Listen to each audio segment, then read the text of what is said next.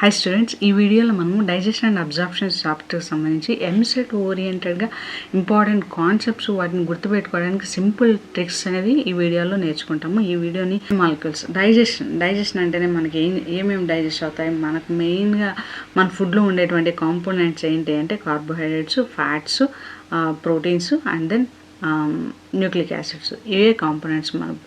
So carbohydrates అంటే ఏంటి? Glucose. They are the saccharides రిపీటెడ్గా ఉంటాయి అన్నమాట. సాకరైడ్స్ అంటే షుగర్స్.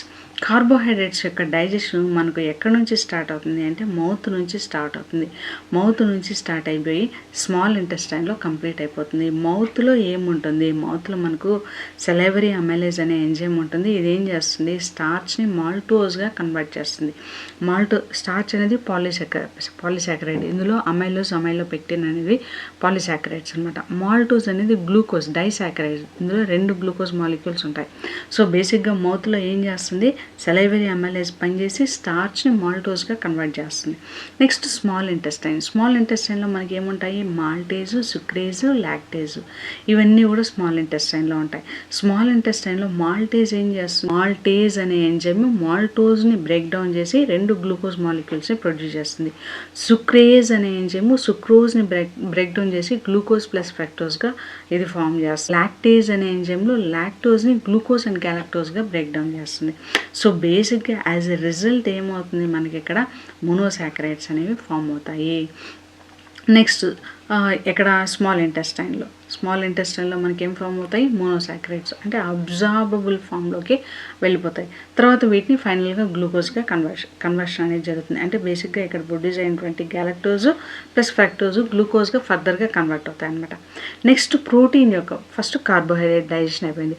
సో మనకు డైజెషన్లో ఫస్ట్ ప్రిఫరెన్స్ ఎప్పుడు కూడా కార్బోహైడ్రేట్ డైజెషన్ జరుగుతుంది. ఇంపార్టెంట్ విషయం గుర్తుపెట్టుకోండి, మన బాడీకి ఎప్పుడన్నా ఎనర్జీ అవసరం అయితే బాడీ కన్జ్యూమ్ చేసేది ఫస్ట్ మన బాడీలో ఉండేటువంటి కార్బోహైడ్రేట్స్ని తీసుకుంటుంది. ఒకవేళ కార్బోహైడ్రేట్ యాబ్సెన్స్లో ఉంటే లిపిడ్స్కి వెళ్ళిపోతుంది. ఫ్యాట్స్ అంటే లిపిడ్స్. నెక్స్ట్ లిపిడ్స్ కూడా లేదు అంటే అప్పుడు ప్రోటీన్కి ఎనర్జీ సోర్స్ కోసం ప్రోటీన్స్ని బ్రేక్ డౌన్ చేస్తుంది. సో బాడీకి కావాల్సినటువంటి ఫస్ట్ ఎనర్జీ ఎక్కడి నుంచి వస్తుంది? కార్బోహైడ్రేట్స్ నుంచి వస్తుంది. కార్బోహైడ్రేట్ డిప్లీట్ అయింటే లేకుండా ఉంటే నెక్స్ట్ సోర్స్ ఆఫ్ ఎనర్జీ ఏంటి? Lipids, that is fats. Next source of energy fats కూడా లేకపోతే అప్పుడు బ్రేక్ డౌన్ అయ్యేది ఏంటి? ప్రోటీన్ అనేది. ఎప్పుడు మన బాడీలో కార్బోహైడ్రేట్స్, ఫ్యాట్స్ 2 కూడా కన్జ్యూమ్ అయిపోయి మన బాడీకి ఇంకా ఎనర్జీ కావాలంటే మజిల్స్ నుంచి బ్రేక్ డౌన్ అవుతుంది protein. So first source of ఇది చాలాసార్లు అడిగారు, నీట్లో కూడా ఈ ఇంపార్టెంట్ కాన్సెప్ట్ని అడిగారు. ఫస్ట్ మనకు డైటరీ సోర్స్ ఏది? మనకు ఫస్ట్ ఎనర్జీ సోర్స్ ఎక్కడి నుంచి వస్తుంది? కార్బోహైడ్రేట్స్ నుంచి వస్తుంది. సెకండ్ ఎనర్జీ ఎక్కడి నుంచి వస్తుంది? కార్బోహైడ్రేట్ లేకపోతే ఫ్యాట్స్కి వెళ్తుంది. థర్డ్ ఎనర్జీ కాంపోనెంట్ ఏంటి? ప్రోటీన్స్ అనమాట. సో మనకు ఫస్ట్ కార్బోహైడ్రేట్ డైజెషన్ అయిపోయిందా? నెక్స్ట్ ప్రోటీన్ యొక్క డైజెషన్ మనకు స్టమక్లో స్టార్ట్ అవుతుంది. ఎందుకంటే మనకు మౌత్లో ఏ విధమైనటువంటి ఎంజైమ్స్ లేవు ప్రోటీన్స్ బ్రేక్ డౌన్ చేయడానికి. Proteins are polymers of amino acids అనమాట. కాబట్టి దీని యొక్క బ్రేక్ డౌన్ ఎక్కడ జరుగుతుంది? స్టమక్లో జరుగుతుంది. స్టమక్లో మనకి ఏముంటుంది? పెప్సిన్ ఉంటుంది. ఈ పెప్సిన్ ఏం చేస్తుంది? ప్రోటీన్స్ని ప్రోటియోజస్ అండ్ పెప్టోన్స్గా మారుస్తుంది. నెక్స్ట్ స్మాల్ ఇంటెస్టైన్లో ఉండేటువంటి డియోడెన్లో మనకు ట్రిప్స్ను, కైమోట్రిప్స్ను ఉంటాయి. ఇవి ఏం చేస్తాయి? ప్రోటియోజస్ని పెప్టైడ్స్గా మారుస్తాయి. నెక్స్ట్ అదే స్మాల్ ఇంటెస్టైన్లో ఎరిప్సిన్ ఉంటుంది. ఎరిప్సిన్ కూడా ఏం చేస్తుంది? పెప్టైడ్స్ని అమైనో యాసిడ్స్గా మారుస్తుంది. So carbohydrates are polymers of sugars, proteins are polymers of amino acids అనమాట. ఈ 2 పాలిమర్స్. సో ప్రోటీన్ యొక్క డైజెషన్ ఎక్కడ స్టార్ట్ అవుతుంది? స్టమక్లో స్టార్ట్ అవుతుంది. ఎక్కడ ఎండ్ అవుతుంది? స్మాల్ ఇంటెస్టైన్లో ఎండ్ అవుతుంది. కార్బోహైడ్రేట్ డైజెషన్ ఎక్కడ స్టార్ట్ అవుతుంది? మౌత్లో స్టార్ట్ అవుతుంది. ఎక్కడ ఎండ్ అవుతుంది? మనకు స్మాల్ ఇంటెస్టైన్లో వస్తుంది. సో కార్బోహైడ్రేట్స్ పాలిమర్స్, ఇవి ఫైనల్గా ఏంగా మారిపోతాయి? గ్లూకోజ్ మాలిక్యూల్స్గా మారిపోతాయి. ప్రోటీన్స్ కూడా పాలిమర్సే, ఫైనల్గా ఏంగా మారుతాయి? అమైనో యాసిడ్స్గా మారిపోతాయి. నెక్స్ట్ ఫ్యాట్స్ అంటే ఏంటి? ఫ్యాట్స్ అనేవి ఎలా ఫామ్ అవుతాయి? గ్లిజరాల్ అండ్ ఫ్యాటీ యాసిడ్స్ కాంబినేషన్లో మనకు ప్రొడ్యూస్ అవుతాయి అన్నమాట. సో ఇక్కడ మనకు ఫ్యాట్స్ దీని యొక్క డైజెషన్ కూడా ఎక్కడ స్టార్ట్ అవుతుంది? స్మాల్ ఇంటెస్టైన్లో మనకు డైజెస్ట్ అవుతుంది. ఫ్యాట్స్కి మనకు లైపేజ్ అనేటువంటి ఒక ఎంజైమ్ కావాలి. ఇదేం చేస్తుంది? ఫ్యాట్స్ని ఫ్యాట్ డ్రాప్లెట్స్గా ఎమల్సిఫికేషన్ చేస్తుంది. ఫ్యాట్స్ అనేది చాలా లార్జ్ కాంపౌండ్స్గా ఉంటాయి. వాటిని చిన్న మైక్రో కాంపోనెంట్స్గా, అంటే లార్జ్ కాంపౌండ్స్ నుంచి మళ్ళీ మిజైకిల్స్ అంటాం, చిన్న డ్రాప్లెట్స్గా మారుస్తుంది అనమాట. దీనికి హెల్ప్ చేసేది ఏంటి? లివర్ నుంచి ప్రొడ్యూస్ అయినటువంటి బైల్ దేనికి హెల్ప్ చేస్తుంది? Emulsification of fat. చాలా ఇంపార్టెంట్ అండి. లివర్ నుంచి ప్రొడ్యూస్ అయినటువంటి బైల్ మనకు దేనికి హెల్ప్ చేస్తుంది? ఎమల్సిఫికేషన్ కోసం హెల్ప్ చేస్తుంది.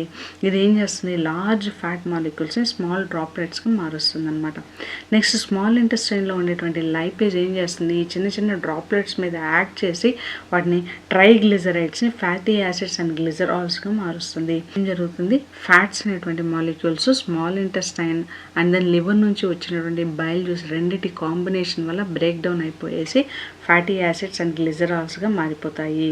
సో మేజర్ బయోమాలిక్యూల్స్ డైజెషన్లో ఏమేమి పార్టిసిపేట్ చేస్తాయి? Carbohydrates, proteins, lipids. కార్బోహైడ్రేట్స్లో మౌత్ నుంచి స్టార్ట్ అవుతుంది డైజెషన్. ఎక్కడ ఎండ్ అవుతుంది? Small intestine. ప్రోటీన్స్ యొక్క డైజెషన్ ఎక్కడి నుంచి స్టార్ట్ అవుతుంది? స్టమక్లో స్టార్ట్ అవుతుంది, స్మాల్ ఇంటెస్టైన్లో ఎండ్ అవుతుంది. ఫ్యాట్ యొక్క డైజెషన్ ఎక్కడి నుంచి స్టార్ట్ అవుతుంది? స్మాల్ ఇంటెస్టైన్లో స్టార్ట్ అవుతుంది, అక్కడే ఎండ్ అవుతుంది. కాకపోతే దీనికి బైల్ జ్యూస్ అనేది యాడ్ అవుతుంది. లివర్ నుంచి వచ్చిన బైల్ జ్యూస్ ఎమల్సిఫికేషన్ కోసం హెల్ప్ చేస్తుంది. సో దీన్ని ఒక 2-3 టైమ్స్ రిపీట్ చేయండి. దీని యొక్క సమ్మరీ చూసినట్లయితే, సో కార్బోహైడ్రేట్స్ హెల్ప్ చేసేటువంటి ఏమేమి ఎంజైమ్స్ ఇన్వాల్వ్ అవుతాయి? Salivary amylase, pancreatic amylase, maltase, sucrase, lactose. So ఎక్కడ సైట్ ఆఫ్ యాక్షన్ ఏంటి? Mouth, duodenum, intestine. ఏం ఎండ్ ప్రోడక్ట్స్ ప్రొడ్యూస్ అవుతాయి? గ్లూకోజ్, ఫ్రక్టోజ్, గ్యాలక్టోజ్ అనమాట. ప్రోటీన్స్ మీద పనిచేసేటువంటి ఎంజైమ్స్ ఏంటి? Pepsin, trypsin, chymotrypsin, erepsin. వీటి యొక్క డైజెషన్ ఎక్కడ జరుగుతుంది? Stomach, డియోడనమ్, intestine. సో ఫైనల్గా ఏం ప్రోడక్ట్స్ ప్రొడ్యూస్ అవుతాయి? అమైనో యాసిడ్స్ ప్రొడ్యూస్ అవుతాయి. ఫ్యాట్స్లో మనకు బైల్ హెల్ప్ చేస్తుంది, బైల్ ఎమల్సిఫికేషన్కి హెల్ప్ చేస్తుంది. ఇందులో ఏ విధమైనటువంటి ఎంజైమ్ ఉండదు. మరి ఏం ఎంజైమ్ పనిచేస్తుంది దీని మీద? ప్యాంక్రియాటిక్ లైపేజ్ పనిచేస్తుంది. సో దీని యొక్క యాక్షన్ ఎక్కడ జరుగుతుంది? సైట్ ఆఫ్ యాక్షన్ డియోడెనమ్లో జరుగుతుంది. ఇక్కడ ఏం ప్రొడ్యూస్ అవుతాయి? Fatty acids and glycerols. అంటే ఫ్యాట్స్ డైజెస్ట్ అయ్యి ఫ్యాటీ యాసిడ్స్ అండ్ గ్లిజరాల్స్ని ప్రొడ్యూస్ చేస్తాయి. సో ఇది చాలా ఇంపార్టెంట్. ఈ సమ్మరీని మళ్ళీ రిపీట్ చేయండి. నెక్స్ట్ మీకు ఏ టాపిక్ మీద వీడియో కావాలో కమెంట్స్ రూపంలో తెలియజేయండి. Subscribe to my YouTube channel. Thank you.